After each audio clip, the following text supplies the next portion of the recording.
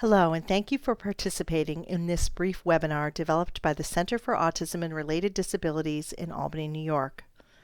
The Center is a not-for-profit program of the Research Foundation of the State University of New York, and the Center is affiliated with the State University at Albany College of Arts and Sciences Psychology Department. My name is Jane Ann Warlock. I'm a senior trainer with the Center for Autism, and I will be the presenter for this training. If you have any questions about the material presented in this training, please don't hesitate to contact the Center. Our contact information will be presented at the end of the presentation. Our learning objectives for this training are as follows.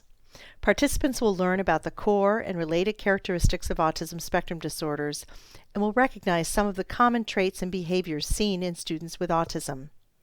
Participants will also be introduced to some effective strategies to use with students who have autism spectrum disorder.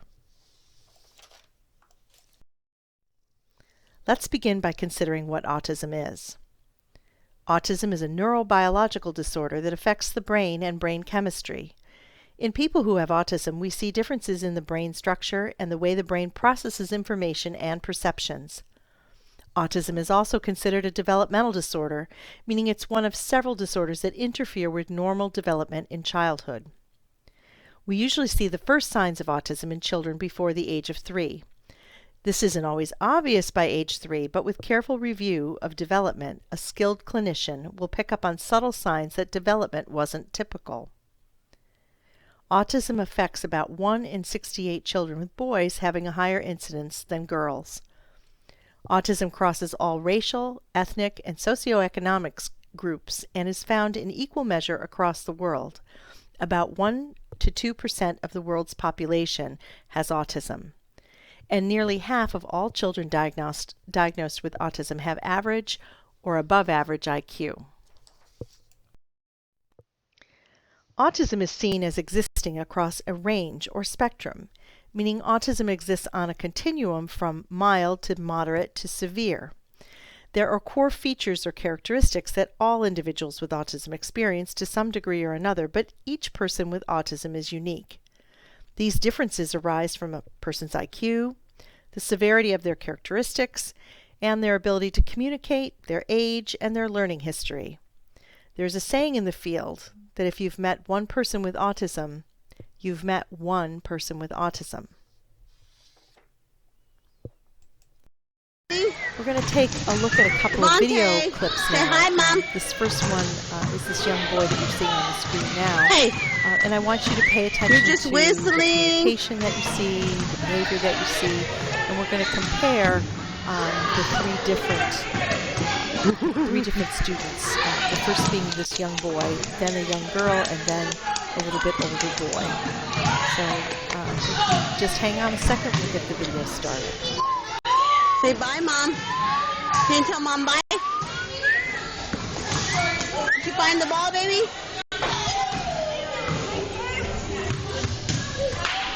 Come on, Devontae. No.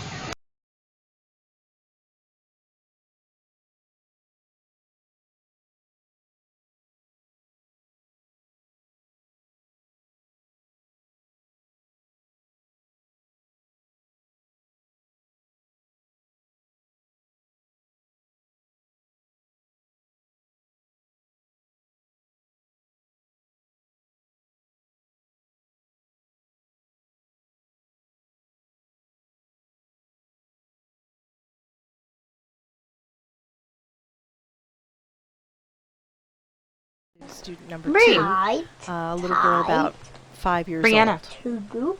How are you today? With Brianna, how are you today? to group. You're going to go to group? Say hi, Mommy. Hi, Bobby. What are you going to do today for fun? Bree, what are you going to do today for fun?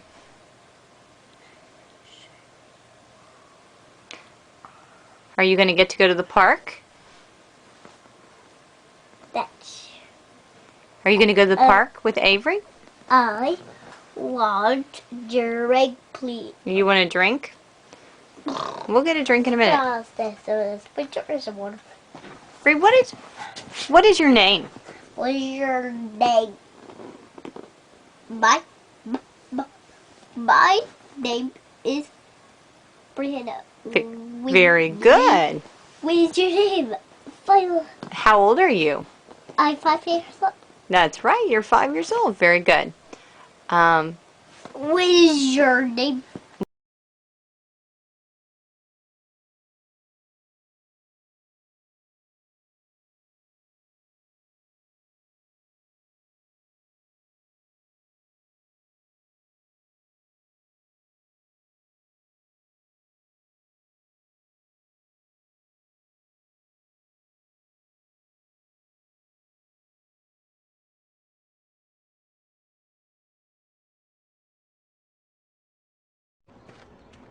I like the Miracle Project because it's fun, and the kids are sometimes nice. Sometimes they're in their own world, which is what I'm going to go with what I don't like. Sometimes I don't like it when kids go into their own world. You know, I do that a lot, but it just makes me, sometimes when you do that, I realize it now. You are in your own world. It's like Henry. Take Henry as an example. He's in his own world. What are you gonna do? You have your own world. How are you gonna make friends in your own world? Your own world. You see, this is what I don't like. Sometimes I don't get about kids. Why do I even go in my own world? And it's like you're not talking to anybody. There's no point of it. If I'm trying to be friends with Henry, he would go into his lizards and dinosaurs and. But there are good things about Henry too. And there's sad things. Do you know when you go into your own world why you go there? Sometimes I have no one to talk to. Like let's say I'm outside by myself. I have no one to talk to. So I just have to go to my own world. I just love having someone with me. And sometimes that doesn't always happen. You can have play dates, you can have sleepovers, but that's different. I'm talking about a friend. Sometimes I like being with somebody because sometimes, yeah, it makes me feel happy inside when I'm with a friend. That can be kind. That cannot be mean. That is not mean. That is not rude. Not like a bully. Just a friend. We've been having a lot of difficulty really finding the right school for Wyatt. There's quite a range of behaviors and characteristics and functioning in children who have autism.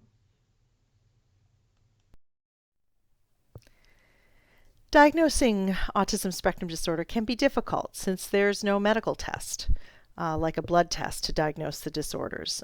Doctors look at the child's behavior and development to make a diagnosis, and clinicians look at, like developmental pediatricians or psychologists, use a reference that's called the Diagnostic and Statistical Manual of Mental Disorders, 5th edition, or the DSM-5, to compare a child's development and behaviors to set criteria that indicate that autism exists. Autism spectrum disorder can sometimes be detected by 18 months or younger. By age 2, a diagnosis by an experienced professional can be considered very reliable. However, many children don't receive a final diagnosis until they're much older, which can sometimes mean a delay in getting some of the early help that they need. We also can use a tool called the ADOS, or the Autism Diagnostic Observation Scale, and the ADOS is considered the gold standard tool for diagnosing autism. In order to receive an autism diagnosis, children must meet certain criteria.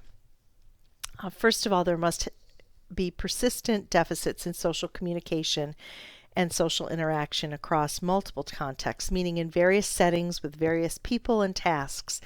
They must also show restricted, repetitive patterns of behavior or interests or activities. Behavior might include repetitive rocking back and forth or flapping of one's hands, or it could take the shape of being exclusively interested in a topic such as trains or TV shows or weather. In addition to the core deficits in social communication and behavior, these symptoms have to be present in early development, although we might not see much evidence of them until the social demands of the environment are greater than what the student is capable of meeting. The symptoms also have to present a significant issue in areas of functioning that can't be better explained by an intellectual disability. So now that we know what autism is and who is affected by it, and what the core or diagnostic characteristics are, what actually causes autism? The answer to that question is, at this point, we're not precisely certain what the cause of autism is. More than likely, a person's genetics and the environment play a role. Researchers have identified a number of genes that are associated with autism, and researchers also found that identical twins have a higher risk for both developing autism than do fraternal twins, and subsequent siblings of a child with autism are at greater risk too. But research is ongoing in this area, so we do not know definitively what causes autism.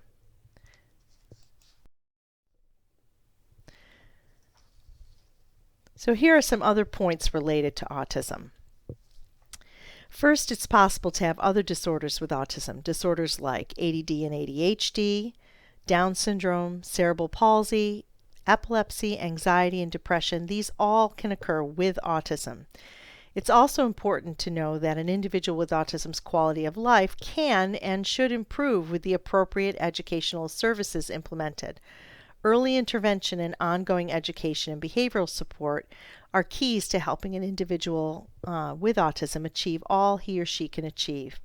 And finally, it's important to note that problem behavior isn't automatically indicated when a student has autism. If a student shows challenging behavior, it's because this behavior was learned, and it can be replaced with more positive behaviors through systematic instruction. We're going to talk a little bit more about challenging behavior and systematic instruction later in this presentation.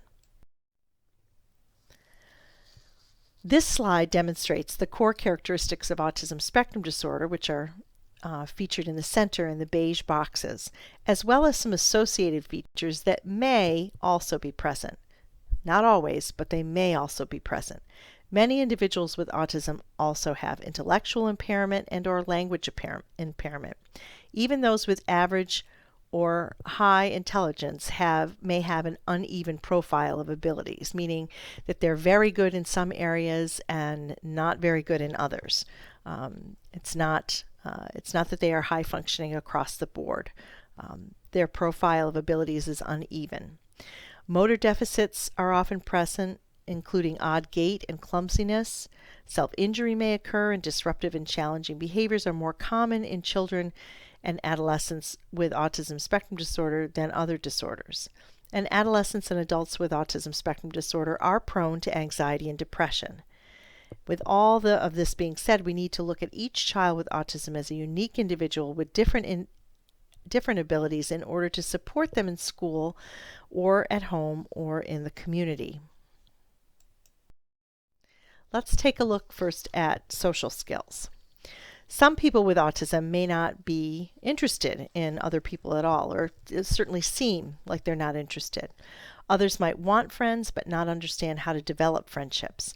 Many children with autism spectrum disorder have a hard time learning to take turns and share, much more so than other children. This can make other children not want to play with them. People with autism spectrum disorder may have problems with showing or talking about their feelings. They may also have trouble understanding other people's feelings. Many people with autism spectrum disorder are very sensitive to being touched and might not want to be held or cuddled. Sometimes self-stimulatory behaviors such as flapping arms over and over are common among people with autism spectrum disorder. Anxiety and depression, as mentioned before, also affect some people with autism spectrum disorder. All of these symptoms can make other social problems even more difficult to manage. People with autism spectrum disorder who do not speak might use language in unusual ways. They may not be able to put words into real sentences, and some people with autism spectrum disorder say only one word at a time. Others repeat the same words or phrases over and over. Some children repeat what others say, a condition called echolalia. The repeated words might be said right away or at a later time. For example, if you ask someone with autism spectrum disorder, "Do you want juice?" he may just repeat, "Do you want juice?" instead of answering your question. People with autism spectrum disorder might stand too close to the person they are talking to, or might stick with one topic of conversation for too long. They might talk a lot about something they really like, rather than having a real back and forth conversation with someone. This cartoon graphic illustrates the complexity of social communication and how it might be possibly difficult, it might seem, to a person with autism. The person on the left is a typically developing person who is comfortable and very competent with social interaction. They're able to think about and sort of mentally coordinate and execute a number of processes, such as interpreting facial expression, thinking about what the person just said to them, while at the same time beginning to formulate a response. And it all is very smooth and subtle and sort of integrated for that person. The person on the right has autism, and for him, the social interaction requires a great deal of thinking, processing, interpreting, and coping with all the sensory input that goes with having a conversation with another person and communicating. You can see from all those thought bubbles coming from that individual on the right just how complicated it might be for that person.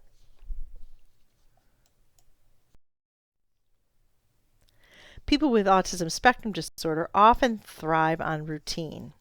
A change in normal pattern of the day, like a stop on the way home from school, can be very upsetting to a student with autism spectrum disorder. They might lose emotional control and have, what might be considered a meltdown or a tantrum, especially if they're in a strange place. So they tend to be preoccupied with one or more stereotyped and restricted patterns of interest that's either abnormal in their intensity or focus, or they really are inflexible in terms of wanting to follow particular routines or particular rituals, or they may show some repetitive motor mannerisms like we saw with that first boy who was rocking and flapping his hands.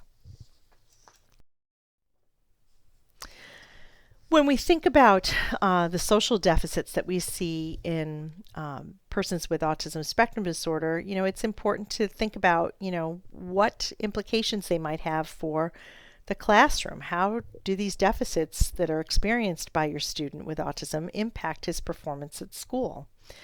Well, first of all, learning in general is a very, very social activity, both academic learning and non-academic learning, such as how we behave toward one another in certain situations. Children watch adults and each other to figure out what is expected in social situations, and they imitate what they see. That's generally how we learn. But students with autism have difficulty with social imitation and may not properly understand facial expression or body language or social cues, or some of the very subtle and arbitrary social rules that we follow. And very often they need an adult to specifically explain or teach them about what is expected. So we see some difficulties in how they perceive and interpret things that are not verbal, how they understand or even recognize arbitrary social rules. Sometimes we refer to this as the hidden curriculum. So they may need a lot of support and instruction around knowing what they are supposed to do in various situations.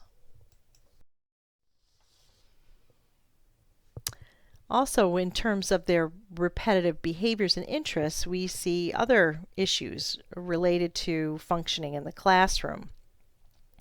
Your student may need the predictability and reliability of routines and schedules in order to function successfully in the classroom. Some students have a great deal of difficulty adjusting to changes in schedules or routines or accepting exceptions to school or class rules. The reactions to these changes vary from student to student. Some students may become anxious or worried about the changes. Others might be unable to accept the changes and experience a very challenging behavior, such as a tantrum, because of a change. And research tells us that students with autism often thrive when we implement visual schedules into their day and routine. They can help them be successful, but it's also important that we take the time to teach students how to be flexible too. We can do that by modeling flexibility and by systematically teaching what it means to be flexible and why it's important and not necessarily something to become anxious over. Many of the students you work with who have autism will have a special interest, or maybe more than one special interest.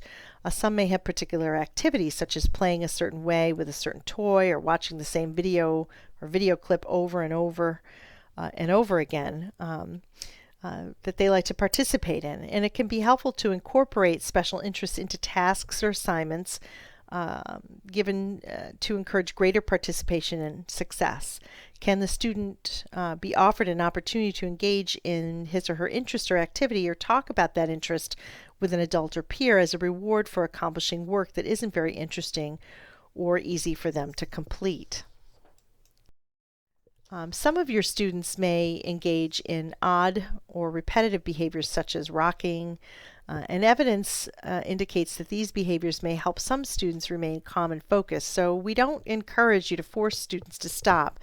However, if a behavior is really disruptive or stigmatizing, you might want to teach the student to substitute a more appropriate but equally soothing behavior for the unpreferred behavior and offer a reward for using the new more acceptable behavior. Or you may want to schedule a certain reasonable amount of time for the student to engage in his or her repetitive behavior during those times when the behavior either won't be disruptive, or if you can find a private place such as a counselor or nurse's office that affords them privacy for engaging in the behavior for a short time before returning to class. So now we're going to move on to talking about some of the cognitive differences that we see sometimes. These are related characteristics and not core characteristics of autism. So we're going to consider some of these. The first one we're going to talk about is central coherence. The other one is executive functioning. And we all have preferred ways of perceiving the world, and all of us fall somewhere on the continuum of executive functioning. But let's look at central coherence first. Central coherence has to do with our ability to make sense or see the details as well as the whole picture of what we encounter in the world. And individuals with what they call global central coherence, it's sometimes called strong central coherence, are people who tend to see that big picture and aren't necessarily overly focused on the details. You may have worked with or know someone who is great at coming up with visionary ideas, but really relies on other people to implement the details of those big ideas. That type of person might be said to have global central coherence. The opposite end of this continuum is someone who has local central coherence, sometimes called weak central coherence.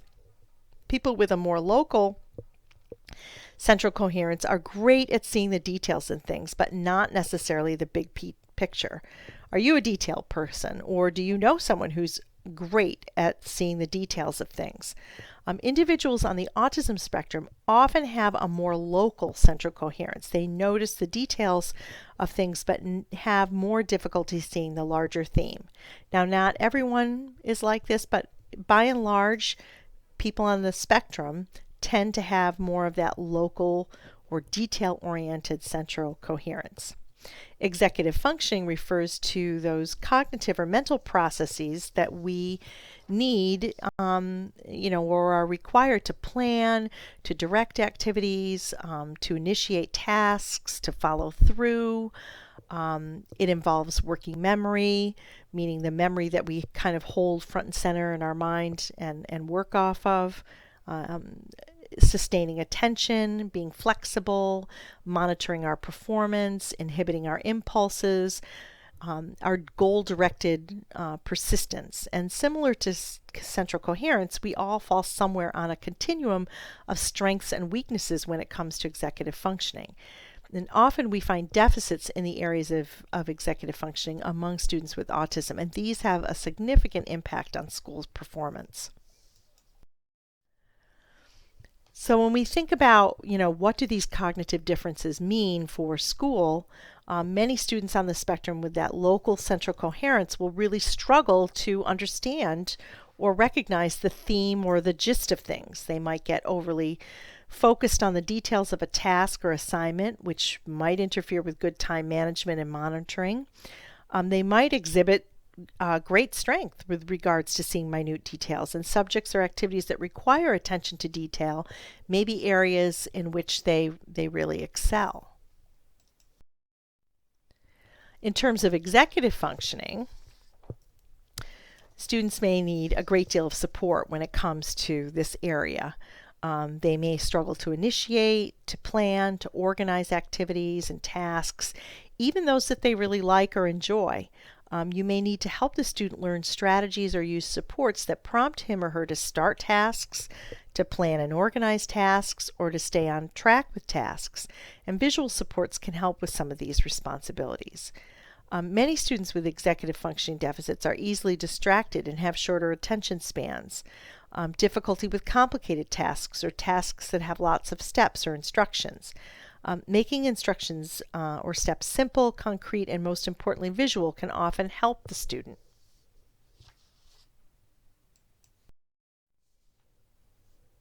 Additionally, the cognitive differences that many of your students on the spectrum experience may result in their having difficulty drawing conclusions, which we do a lot of in our academic work, learning incidentally, meaning just by watching or being present. They may be slower at processing information, particularly auditory information. Some may have difficulty with their working memory, meaning they can't hold many steps of a process in their mind or instructions at once and remember them or keep them in order. And they may struggle to predict how people are going to react to what's going on in a situation or the consequences of their actions and choices.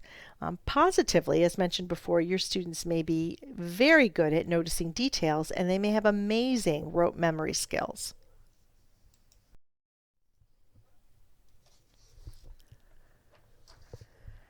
The question now that we ask is, why do students with autism require special learning environments? And because the core and related deficits of autism, students with autism really need a learning environment that supports their strengths and their challenges.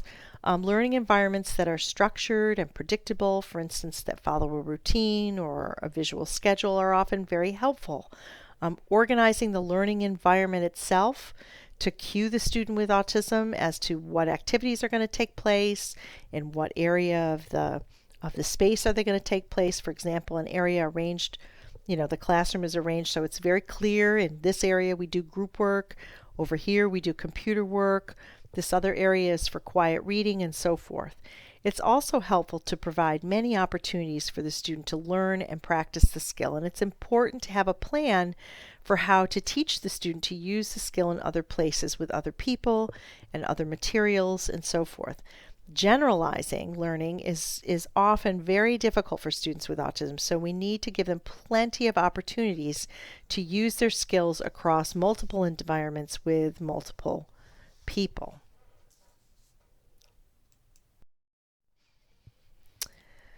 In 2003, researchers Ivignon, Dunlap, Huber, and Kincaid reviewed what was then the current evidence-based practices for students with autism, and they categorized these practices for use in educational settings. And they found 6 major categories that should be addressed if an educational setting or practices are to be effective with students with autism.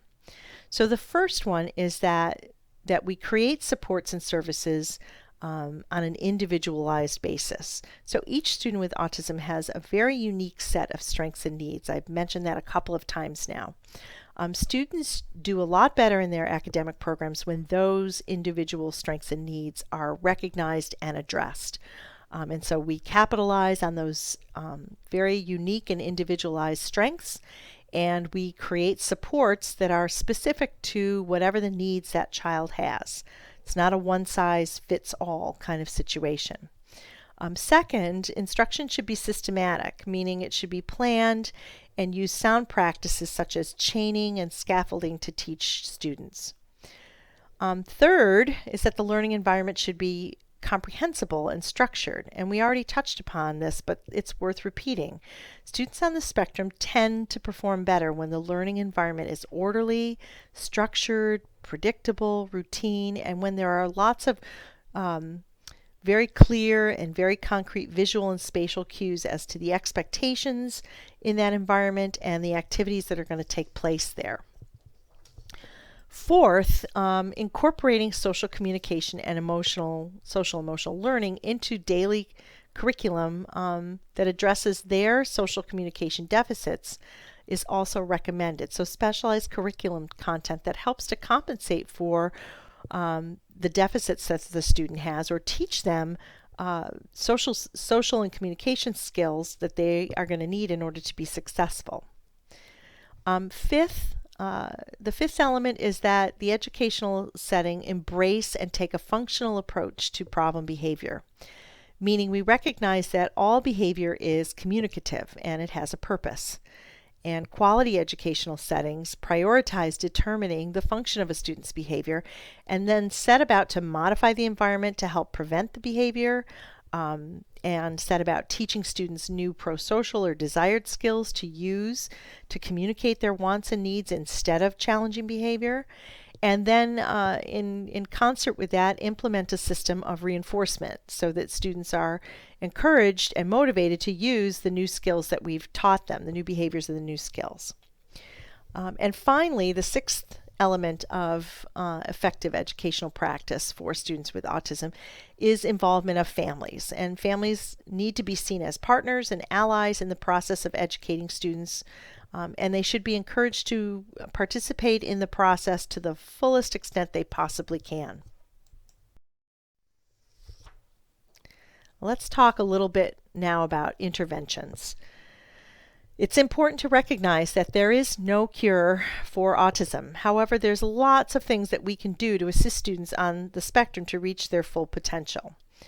Early intervention is cited by research as being key to optimal outcomes for students. Intervention that addresses their social communication deficits and their behavioral needs. And in addition to that, behavioral interventions can be designed and targeted towards specific symptoms that can really help students. And we know from research and practice that when treatment is coordinated with the various therapies a specific student needs, we have much better, more ideal outcomes. So let's talk about strategies for working with students around their social communication. Many students are better able to understand communication if verbal communication is paired with visual communication. This has been mentioned several times in this presentation. It's very important. This is even true for students who are older and even students who are verbal and have average to above average IQs. It can also be helpful to your students to give directions in very simple, concrete terms, maybe one at a time or just a couple of directions at a time, and to have directions or steps available in a visual format. It's also important to remember that many students have slower than average processing speed, so giving that student time to process information, to come up with a response before you repeat your direction or make an additional demand can be very helpful. And also demonstrating what you would like the student to do as well as saying it or using that visual cue can also be supportive. And certainly it's important to be patient in all things. Here's an example of a visual cue for getting ready to leave school. It incorporates the idea of a checklist, which over time can be given to the students so that he or she can independently get themselves ready to go home at the end of the day. So very simple, taking the task of getting ready for school and breaking down all the things that that child needs to collect and gather and have with them in order to go home prepared for the next thing that he or she has to do. And the example on the right has a very similar format. It helps the student gather everything he or she needs to take home stuff for homework. Almost any task the student is responsible for can be broken down into visual steps like these. Very simple. You can do it, you can laminate it and then use a grease pencil to like mark off, as each step is done. Or you can keep it on paper, you can do it electronically. It really doesn't matter as long as it's something that the student will use and it helps them move through the day independently. Here are some other examples of social communication supports. On the left is a visual schedule or directions for getting on the bus at the end of the school day. So first the child puts the coat on, puts on their backpack, waits by the door, goes out when they see the bus, they get on the bus, they put on their seatbelt, and they remain, quiet during the bus ride. So they're not, yelling and distracting the driver. The visual on the upper right supports communicating a request for help. The lower right visual is one of the simplest visual schedules we can use, a first-then card.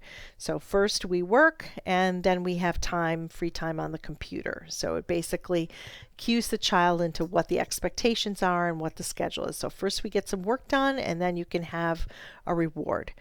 Visuals like this can be made with icons like these BoardMaker software images. You can use pictures from the internet. We can take pictures of the student, him or herself, pictures of objects, pictures of activities, and use them as supports. The important thing is to remember to use whatever is preferred and most helpful for your individual student. So some students may really like these iconic pictures that you're seeing on the screen right now. Others may really need to have pictures of themselves doing these things. Or sometimes we can use other kinds of pictures that we get from magazines or off the internet. Now let's talk about strategies for working with students with regards to their behavior. Remember, we said behavior always serves a purpose and is a form of communication. Whether we smile to communicate our approval of someone's actions, or we wave to greet a friend, or we slam a door to communicate that we're angry, all of us use behavior at one time or another to communicate or to get our wants and needs met. And for students with autism whose social communication is impaired, behavior is often the easiest, most effective way for them to get their needs met, even students with verbal ability. Let's just consider behavior for a minute. There are two general reasons why we behave a certain way. First is to obtain or get something we want or need, and the other is to escape or avoid something that is unpleasant or undesirable. And if we look at this graphic, we see on the left side that behavior can be used to get internal stimulation, such as rocking back and forth to calm oneself. Or a student who doodles while listening to a lecture might find that the stimulation of doodling is helpful to integrating what he's being taught. It can also be used to obtain something social, such as attention. And attention can be both social attention, and it can also take the form of getting assistance or getting help.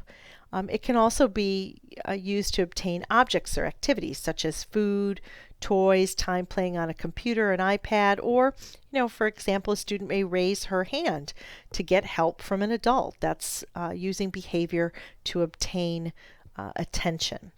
On the flip side, on the right side, is escape or avoidance. And again, behavior can be used to avoid internal stimulation, such as putting your hands over your ears to avoid hearing the loud sound of the fire alarm. Or use myself as an example, every time I start my car, I buckle my seatbelt, not just because it's the law or it's because it's a safety issue, but because I want to escape the obnoxious car alarm noise that comes on when you're sitting in the seat and the car is turned on, but it's not buckled yet. I want that noise to stop. So it motivates me, and I use my behavior of buckling up to avoid that stimulation. Behavior can also be used to escape attention or activities. The student who hides under the desk because he's overwhelmed by the activity in the classroom, or the student who throws his worksheet on the floor because the task is too boring or difficult, or he doesn't understand what he's supposed to do with it. or the student who is shy, who might stay on the periphery of the activity to avoid drawing attention to herself. It's really our responsibility to carefully observe and determine why a student needs to engage in a behavior so that we can in turn assist that student if the behavior isn't appropriate. I mentioned earlier about taking a functional approach to behavior and that being an effective element in terms of educating students with autism. When behavior isn't appropriate, we need to determine why the behavior is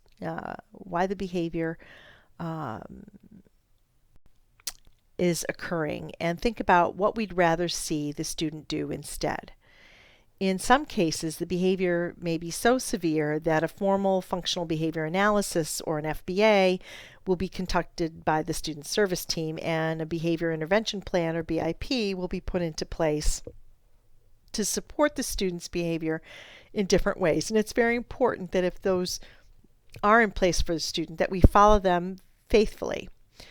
But sometimes the student's behavior doesn't rise to that severity level, but yet they still need some support without a behavior intervention plan. And we can use supports and systematically teach students how to use them.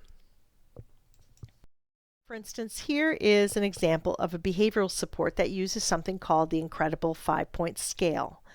The scale is simply a way to help the student with autism understand his or her feelings, which are pretty abstract, and the intensity of those feelings, so the student can use a coping or problem-solving strategy to avoid getting out of control. So you can see that there are colored numbers 1 through 5, and as you go up that scale, the intensity of the behavior increases, and the color intensity increases. So down at a 1, I feel normal. You can't tell anything's going on by looking at me. Child doesn't really know what that feels like, but their strategy is that they're just going to enjoy it. As they move up the scale, that behavior looks and sounds a little more intense and maybe negative. It feels a little more uncomfortable as you go up the scale. And there are some strategies that the adult who's working with this young boy, David, has come up with to help David cope with how he's feeling and hopefully help him to remain at either a 1 or a 2 state and not have to get up to a 3 or a 4 or a 5. So this is a very typical behavioral intervention that we might put in place to help a student identify his or her feelings by understanding what they look like and what they sound like and what they feel like, and then identifying some simple strategies that they can do to maintain an appropriate behavior or de-escalate themselves. Another example of a simple strategy that we could put into place is something called a power card. And power cards were developed by a woman by the name of Elisa Gagnon. She has a book about power cards. You can see it there on the left. And they're another way to help us support appropriate student behavior. And a power card uses a student's special interest to help him or her understand a situation that's challenging for them, and uses the special interest or character or hero or theme to motivate the student to be like or follow the given rules like the special interest subject does. So the example on the right side, the student has an interest in Star Wars, and the staff working with the student use that theme to construct a power card to help the student have a more positive recess experience on the playground. So talks about Yoda wisdom, keeping your hands to yourself, asking, can I play with you, not using your finger as a gun or a weapon, and if you play a group game, make sure you know the rules before you play, and if you are out, then wait for the new game or new inning. So this child must have had difficulty with that and getting upset on the playground. So they used this power card to remind the child of what he or she should be doing in order to play successfully. So I just want to summarize the things that we've reviewed or we've gone over today. Autism spectrum disorder is a lifelong neurodevelopmental disorder, and it's characterized by deficits in social communication and repetitive behavior and restricted or narrow interests. In addition to those core or diagnostic characteristics, students may also experience some cognitive differences, maybe some intellectual impairment or language impairment or motor impairment.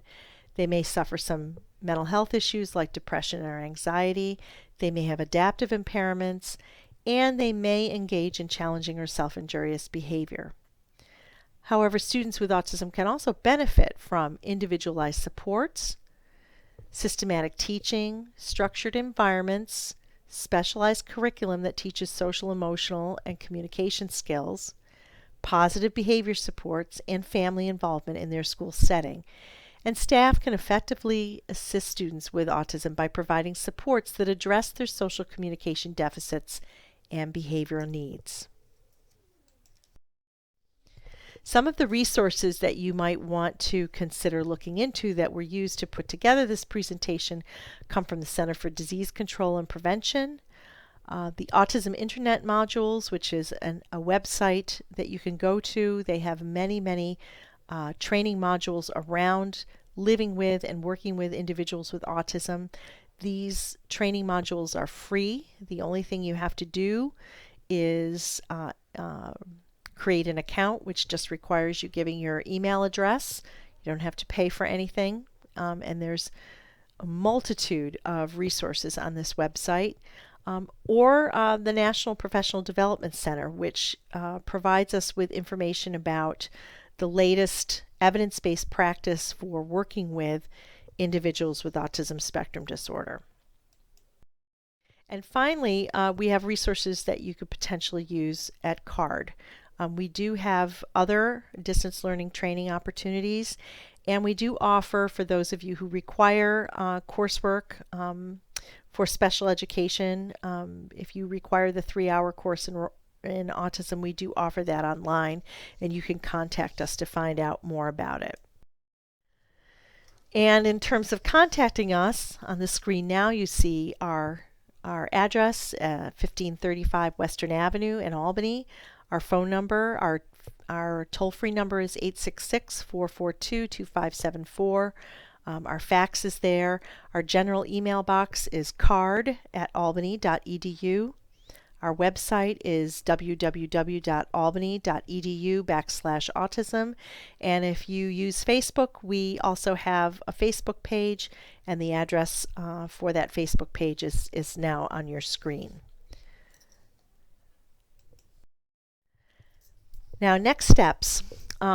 If you are looking to get a certificate of completion for this training, you need to email the Center for Autism and let them know that you've finished watching the training so that you can get the link to the post-seminar survey. When you've completed that survey, email CARD again, and either myself or another staff member will send you a certificate of completion for this training.